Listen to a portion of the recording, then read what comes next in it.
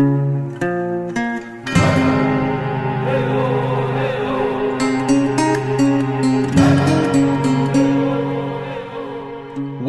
to Deadlands Dime Novels, The Adventures of Young and Holt, Issue 35, A Sweat-Addled Haze.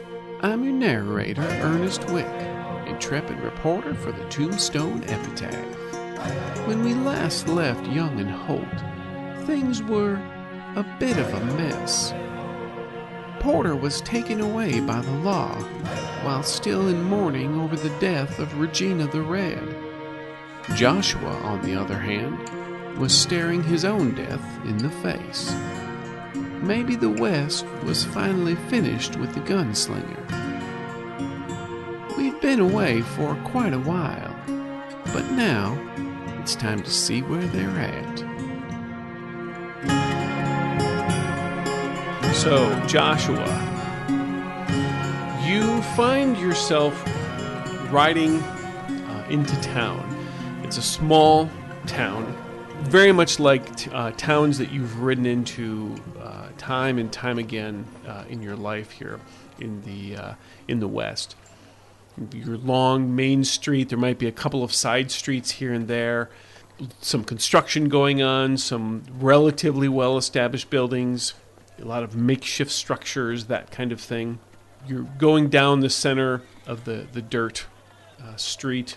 There's some dust kicking up, as you go. And there are people in town walking back and forth, maybe a wagon stationed here, a couple of horses on a hitching post over there. It's late in the morning, so it's not quite midday yet, but already it is very hot. It's a very hot day for being as late in the summer as it is. It's hotter than it should be. You can feel the sun just feels more intense today than it has in the past. As you're going through and slowly shaking on your horse, the beads of sweat, you can just feel them racing down the curve of your back, and pooling in your shirt and in your long johns, and just making everything all very sticky towards you. Nobody is paying you any more attention than what you would normally get in a situation like this. Certainly some people taking a look at you, their eyes might linger for a little longer, but nobody, nobody clears the path for you. Nobody exhibits any signs of real fear towards you. They're all just they've probably seen your type before coming through their town, one or another. And as you're coming through, you're trying to actually even remember what the hell is this town's name, and it's not coming to you. You don't know if it's because of the heat-induced haze your brain is slightly in, or if it's because you've been on the trail for so long, you're not really sure. But it kind of, I guess in the end, doesn't matter too much, because it looks, like I said, like so many others that you've gone through. What are you carrying on you that's different or unusual from what you've had before, if anything? I would have standard 2-gun rig that just feels familiar underneath the fingertips. Don't even need to really look at them. They're always there.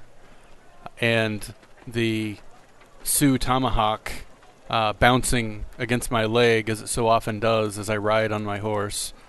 Other than that, nothing else really stands out to me right now. As you are going down this central street, you reach this T intersection. You stop there as you kind of look around. Three things kind of really stand out. There is 3 saloons, one on your left, one on your right, and one directly in front of you, essentially kind of on the other side of that T.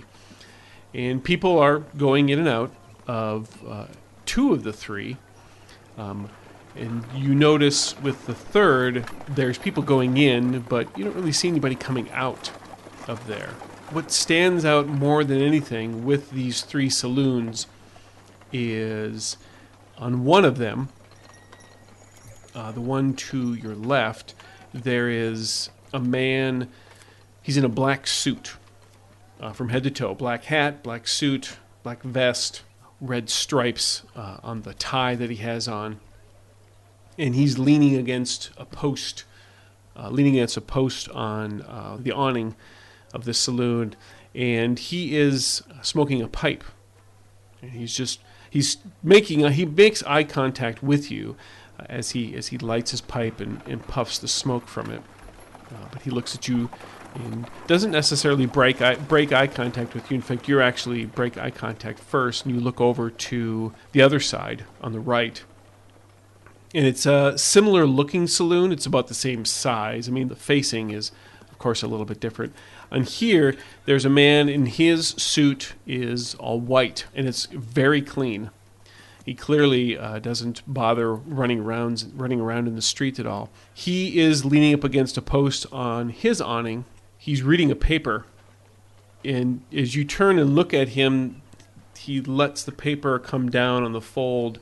He looks at you and regards you, gives a slight nod, very much like the other gentleman did on the other side.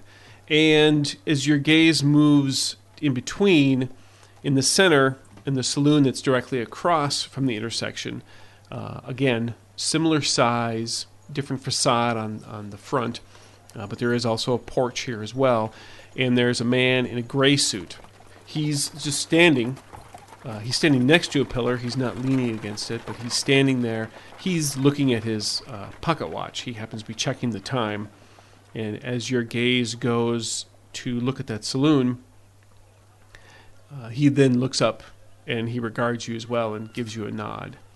You get done regarding the three of them, and you start hearing this clanging noise in the distance, and you're not sure where it's coming from. It's one of those where it's a bit echoey because the sound has traveled a distance, but you cannot tell if it's coming down the right-hand street or the left-hand street or behind you. You're just really not sure, but it's around there somewhere, this clanging noise. This heat is just beating down on Joshua, like you said, and sweat just pouring off of him. Horse is probably lathered up and needs some water, so he will head the road less traveled and move forward to the middle saloon, hitch his horse to the post there in front of it, and splash a little water, try to wet his kerchief and rub down his face, and it's just not helping with this heat. So he figures he needs to get in out of the sun, let his horse drink some water, try to cool down the best he can. He wipes a little bit of the dirt from the horse's eyes, trail dust, before putting the bandana back around his neck, and he will tip his hat to the gentleman in gray and step through into that saloon. He nods back to you, and as you're heading up the steps, "Good morning, sir." You do notice, too, when you were wiping the water and taking the water from the trough and wiping stuff, the water, even at this point in the morning, had already warmed up, so it's not even cool water that's going on your face and your neck. One thing that you do notice that kind of caught your attention just as you were getting up on the steps to go into this saloon, down the street on either side of this T, sitting in the center of the street, and this is on both sides, is a native man. And they're literally sitting in the middle of the street. Both of them are shirtless, and they look just as sweaty as you. As you turn and look, they both look up at you, make eye contact with you, and then go and look back down at the ground. The other people who are walking around in the street do seem to notice them, but they don't really pay them much regard. As you are about to walk in, you notice the sign in front of the saloon where the man in the gray suit is standing. The saloon is simply called "And Taxes." You walk in here, and there is some gentle music coming from the piano. It's relatively clean in here for this saloon. There are several people here, plenty up at the bar. There's plenty at tables. And there's even some people who are taking the time to dance. There's a small little dance stage area, and they're enjoying themselves, and they're doing some waltzes as they're going around. What kind of strikes you, the overall mood in here, while certainly enjoyable, and people are having a good time, and it seems that they're happy to be escaping this heat as well. The thing that's striking you is that the overall mood seems to be of more commiserating sort of nature. It's most obvious with people at the tables.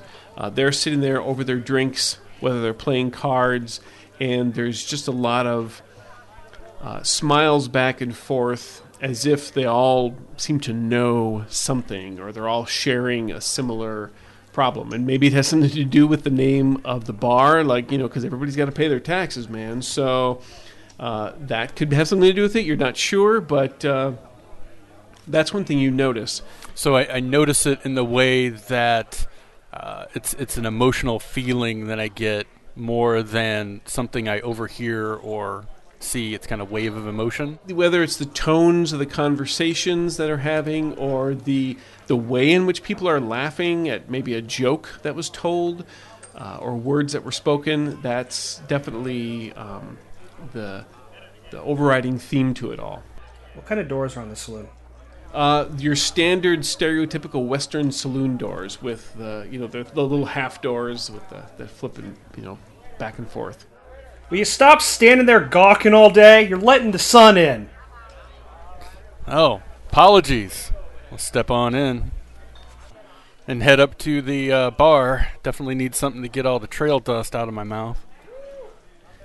The bartender wipes off the spot as you come and lean up against there. He says, don't pay no mind to him. He gets ornery like that every once and again. What can I get for you, stranger? Something wet. Something that'll beat this heat. I can take care of that right quick for you. He reaches behind, he goes, and he grabs a glass, flips it, and he pulls a beer and sets it down in front of you. Reach out for it, pick it up, and pause just for a moment while looking at it. Like there was something I forgot, but can't quite remember what it was. And then take a drink of it, and immediately, kind of just with all the trail dirt in my mouth, all I get is just that dirt and kind of mud consistency in my mouth, and I'll immediately just kind of spit it out in one of the spittoons that's there next to the bar, and look at the bartender. Sorry, been on the trail a while.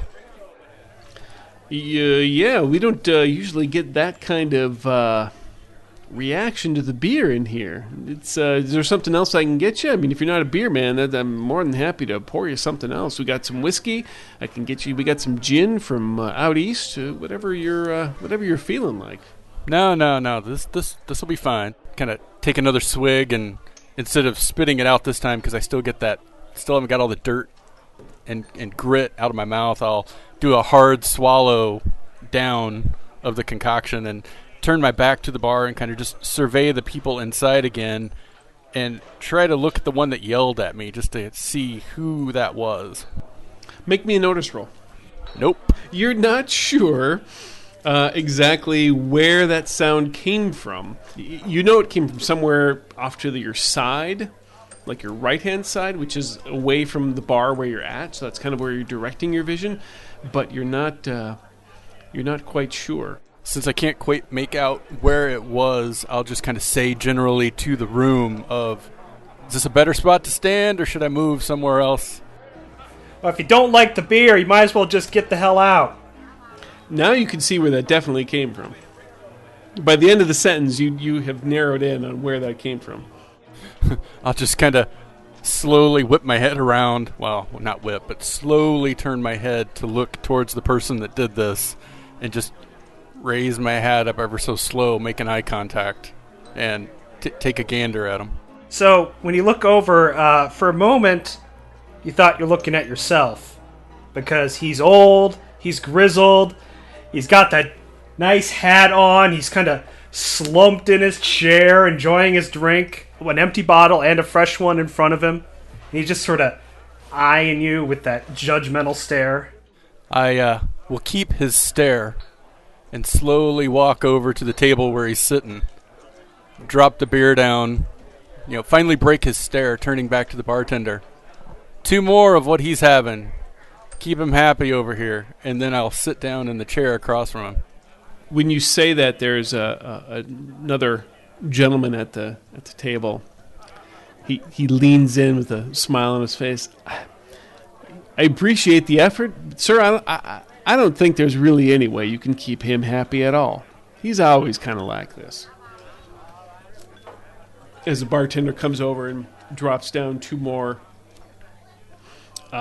He drops to 1 more bottle and then a trio of shot glasses. It's much easier to do it this way. He turns around and walks back to the bar. Hope you ain't expected anything for this. Oh, I don't know. You got a story to tell or anything you need to get off your chest? Go ahead. Tell him what you're telling me. Well, I know folks like you, they like to complain, and, well, I've been on the trail a while, so I'm all ears. What do you care about what I know about? You're just here to butter up the mud and dirt that are the locals around I think that here. makes him a perfect candidate, then, for what you were just complaining about.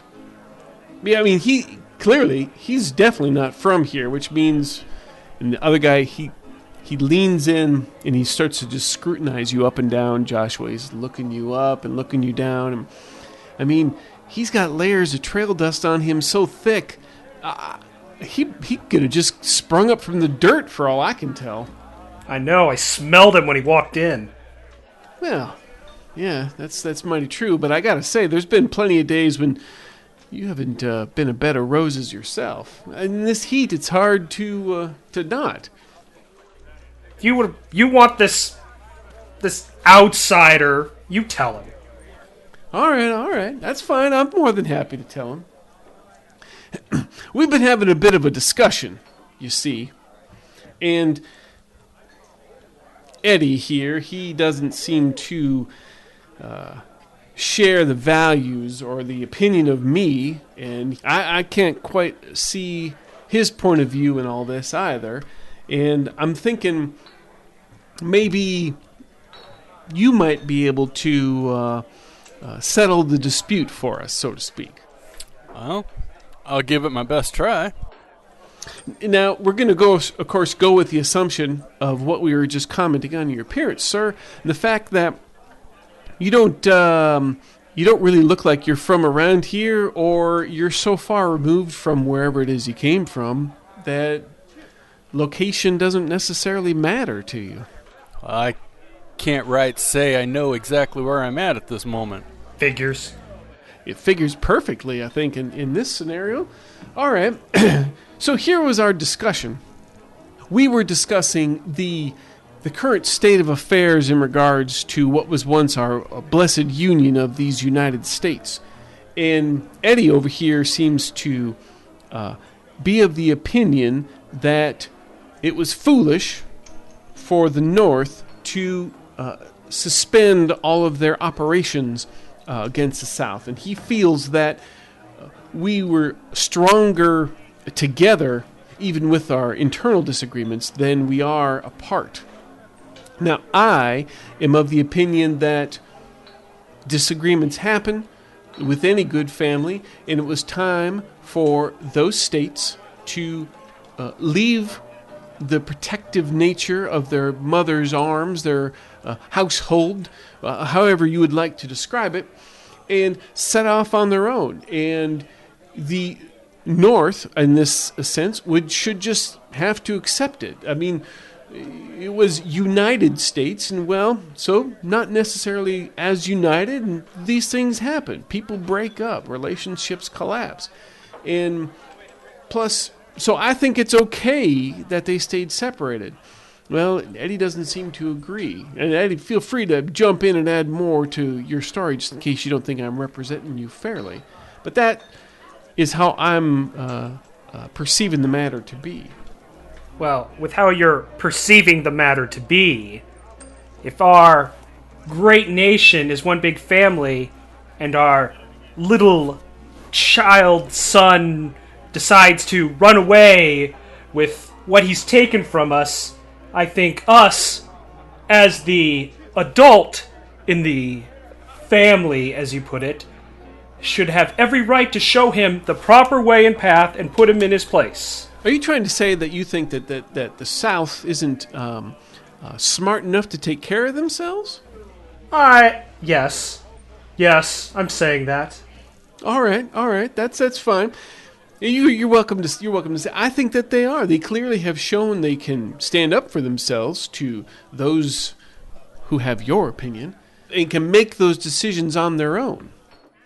Well, gentlemen, I am not one to truly, break up such a heated argument like this and tell you that you're both wrong. So let me just say the North needs to have an open mind about their child leaving and learning to stand on their own. As a parent, not one myself, however, it's a state with a parent that you raise your child and set them on a path that you can't always control, but you hope that they will learn by your example and come back to you in times of need and grow with you as a family.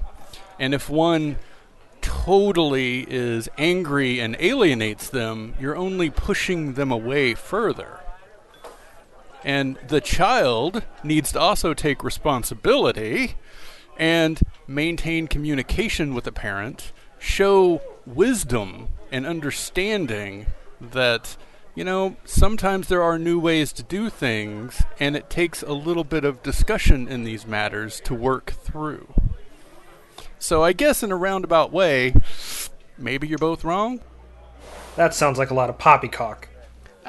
I'm kind of inclined to agree with Eddie here, only because you're not choosing either side then. So if a group of Union soldiers came in and a group of Confederate soldiers came in and they said, "You, sir, we don't know where you're from, but you have to join one of our armies," you're saying that you wouldn't join either one of them. I reckon I am saying just that thing. I think he's a coward. So you're calling a northern army and a southern army at a junction against one man, and that one man staring down all those guns is a coward? Suicide's the easy way out. He's got a little bit of a point there. I have to agree with Eddie again on this one. It seems like now, Eddie, it's becoming me and you against this person, and we were chosen him to help us decide our dispute. How's that working out? That's what you get when you involve outsiders. Well, I felt that would probably be the most impartial way to do it. He clearly is an outsider of sorts. But, I don't know, Eddie, would you say, though, in truth, I guess, even if he's not choosing either or and choosing a third option that he came up with on his own, is that still considered making a choice? He made a choice not to make a choice? Yeah. I mean, does that count in what we're doing? What do you think? Well, we're not going to ask you, stranger, because we kind of know what you'd say, I guess, in this. Joshua's going to look down at his beer and just wonder why it doesn't taste right and just kind of push it away from him. I suppose it could be a choice. As long as he sticks by it.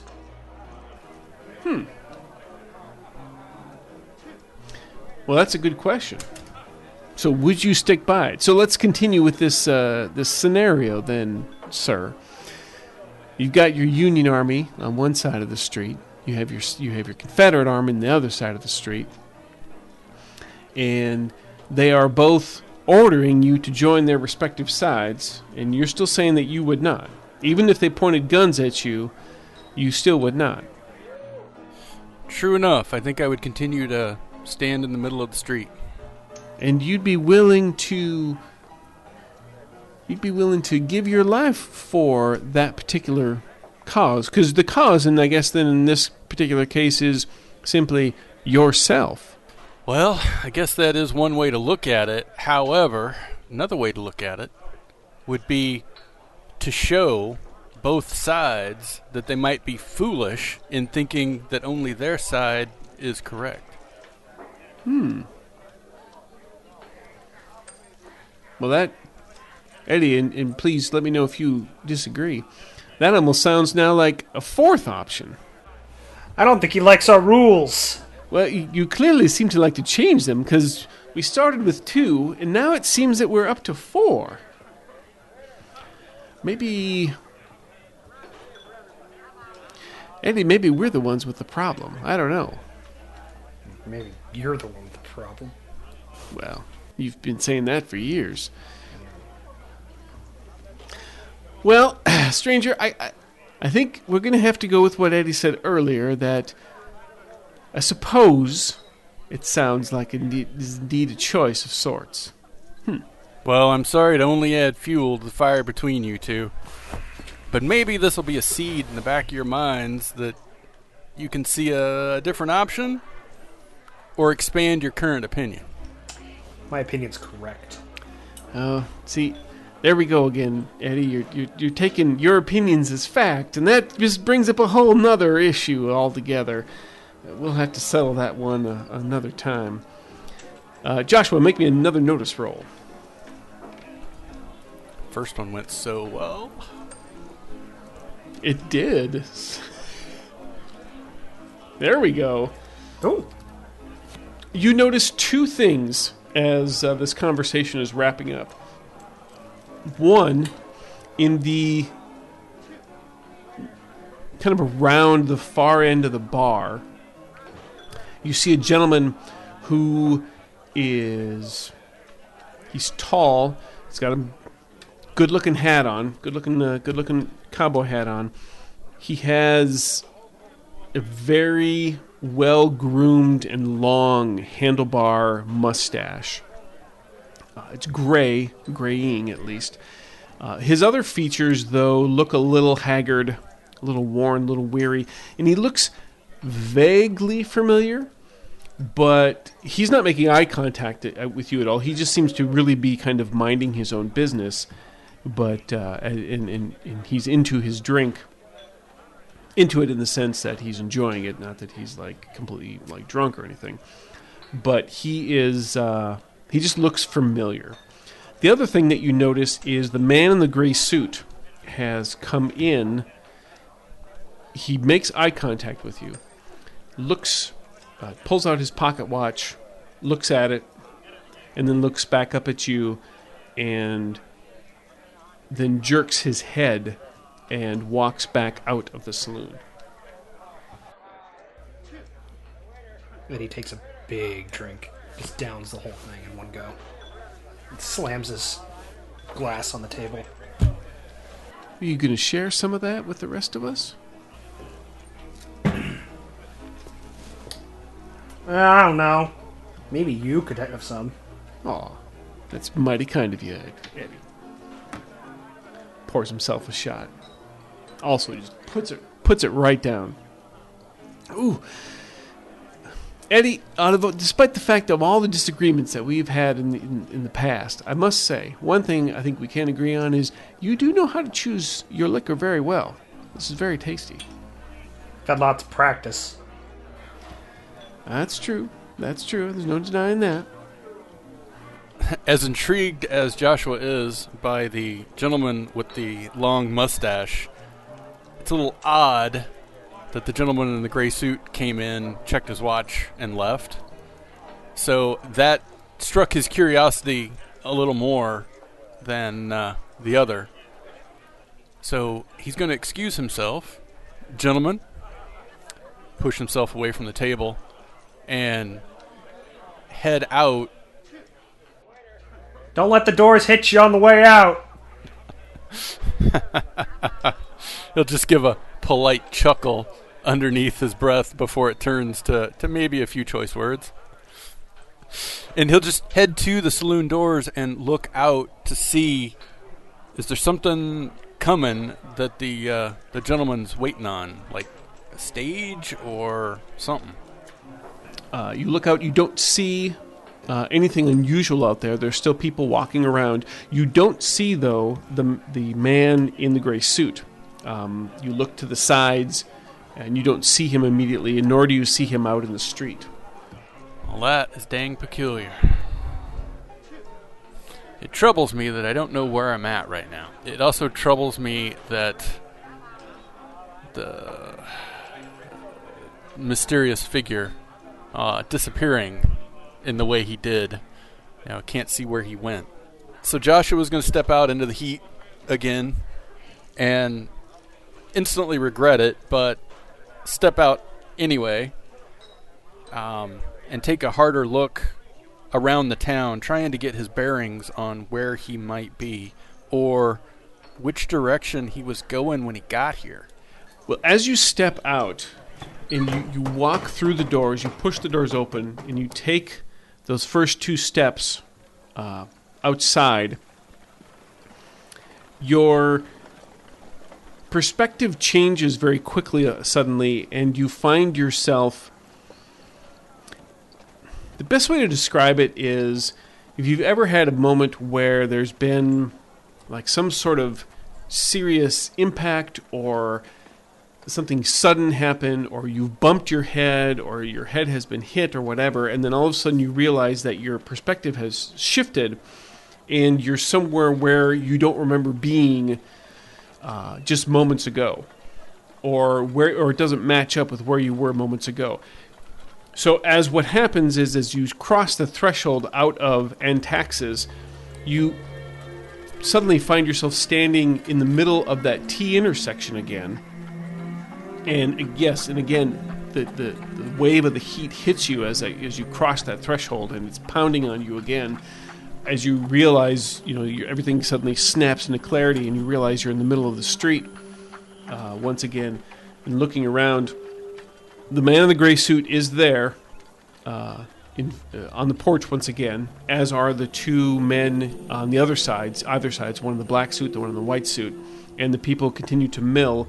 The 2 native guys are also in the same spots that they were sitting in as well. And they look up once again. They do make eye contact with you and then look back down again. And they do appear to still be sweating just as much as you are now out in this heat.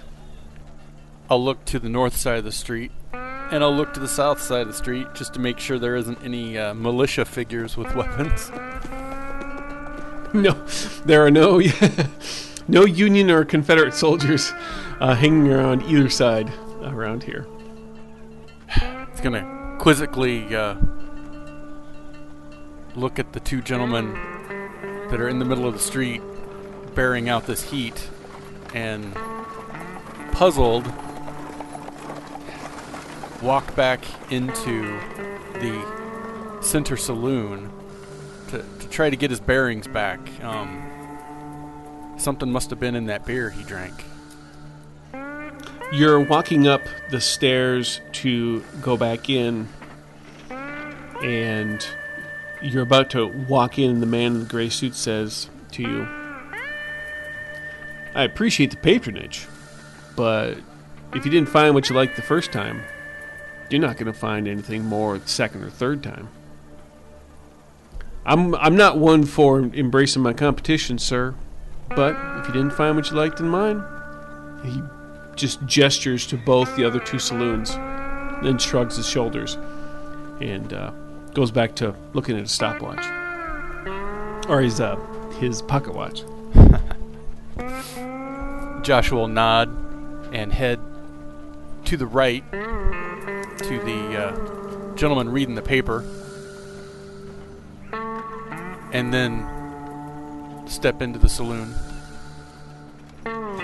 You walk into the saloon here, and on the inside, it looks surprisingly like the first one that you were in, Antaxes. It looks very much like that. You do notice the sign hanging above the door here as you walk in. The saloon's name is called Beyond Measure. And in here, there's piano music playing. People, again, are dancing. They're having a good time. They're playing cards. There's laughing. Everyone is just really having a good time in here. And you know how, like in the first one, I described it, everyone kind of had this commiserating type of enjoyment going on. Here, it is just a genuinely good time. Everyone just seems to be having fun. Nobody's going crazy. It's not getting out of hand or anything. But there's nothing but smiles going on here, and really good-natured laughter, and fun, enjoying dancing and everything. It's not so much waltzes as it is a robust and enthusiastic square dance almost. There's probably a couple of violinists somewhere that you can't quite see. But they are... there's a good time going on in here as well.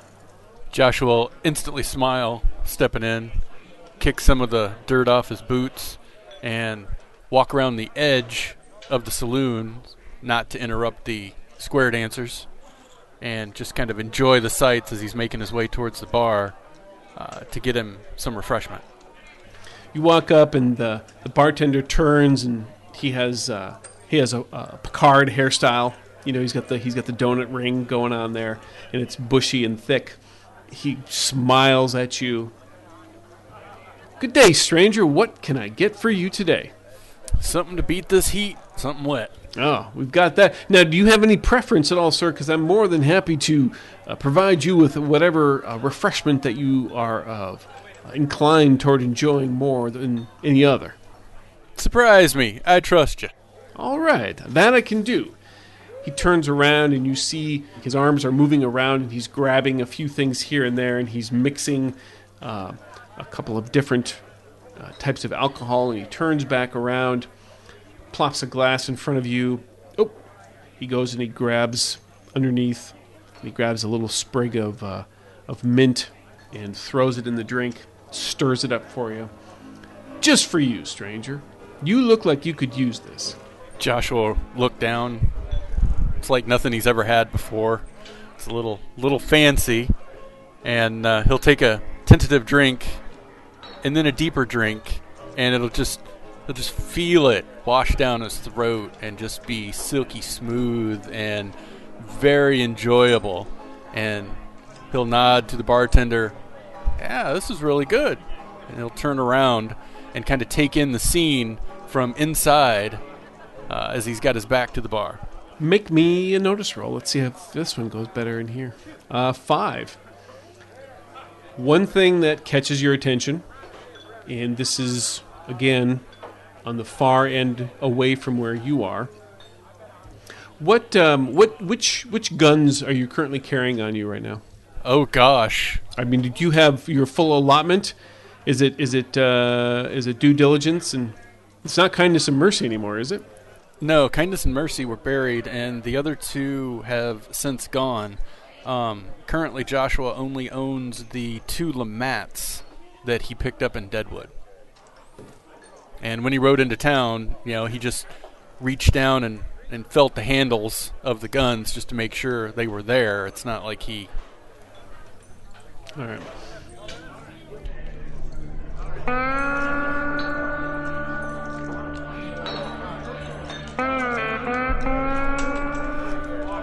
Oh my lord, it's you! This comes from, to the side. Beg your pardon? Okay, so there's this guy. He's kind of rotund. He's coming over, and he's got, a pack on his back slung with something really big in it. It's flat, small. Kind of looks like a giant... you'll figure it out. Anyways... So he comes sort of running over to you. He's got on an old Union Army uniform. He doesn't have the hat. He's balding a little bit. And he just runs right up to you and grabs your arm. Is like, "I can't believe it. It's you." And just stares up at you with these worshipful eyes. Never one to disappoint or let on. He'll play along with the stranger and yeah, and how are you? I am so much better now. I've been looking for months to find you. And then he slings his pack off his back and just yanks it open and starts pulling out what looks to be the back of a painting, like a giant oil painting, like nearly as tall as he is. It was on his back. And he pulls it out and drops it down with a thunk, and on it is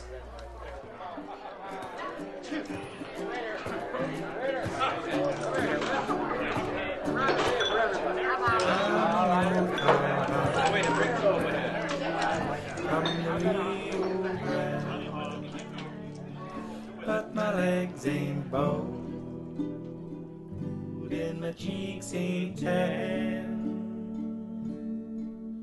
I'm a cowboy who never saw. I'm sure at this point you have a lot of questions, and hopefully we'll be able to start answering them in our next issue, Degrees of Resolve. The part of Joshua Young is played by Brent Rich. Eddie and the stranger at the end were played by Brad Smith, and your intrepid marshal is played by Chris Hussey. Deadlands and Savage Worlds are the property of Pinnacle Entertainment Group. Learn more at their website, peginc.com. Thanks also to Fear the Boot. Support their Patreon at patreon.com/feartheboot. Intro music by Beelzebub Jones. Outro music by Eugene Regret. Some sound effects by Plate Mail Games. Hear more at platemailgames.com. Contact information for the cast as well as music links can be found in the notes on our website, youngandholt.com. If you enjoy these issues, please consider dispensing a lovely 5-star review on wherever you do listen from. Please search for Fear the Boot Actual Play. It's kindly appreciated. I'm Ernest Wick for the Tombstone Epitaph. And remember, you won't go to hell because you made a bad start, but because you made a bad finish.